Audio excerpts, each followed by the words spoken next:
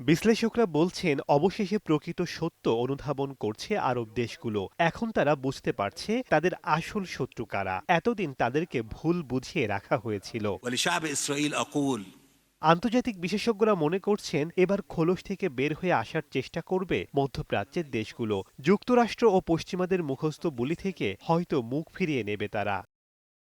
পশ্চিমা দেশগুলো এতদিন বুঝিয়েছে আরব দেশগুলোর প্রধান শত্রু ইরান। সম্প্রতি কাতারে ইসরায়েলের হামলার পর পাল্টে যাচ্ছে যুক্তরাষ্ট্রের বহুদিনের ছক। এখন আরব নেতারা আশঙ্কা করছেন, যে কোনো আরব দেশে যে কোনো সময় হামলা চালাতে পারে ইসরায়েল।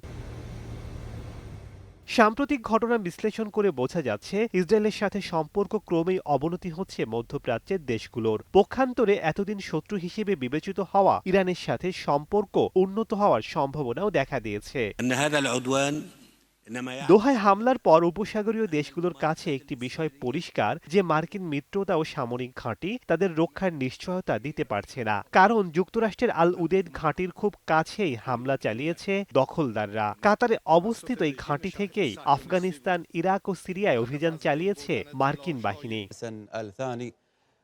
আরব নেতারা মনে করছেন, এখন ইসরায়েলই তাদের জন্য সবচেয়ে বড় হুমকি। কারণ দখলদার বাহিনীর পদক্ষেপ দিন দিন আরো বেপরোয়া হচ্ছে, যা আরব বিশ্বের প্রচলিত কূটনৈতিক ও নিরাপত্তার নিয়মনীতি ভেঙে দিচ্ছে। শেখ সাদি মার্জান, সময় সংবাদ।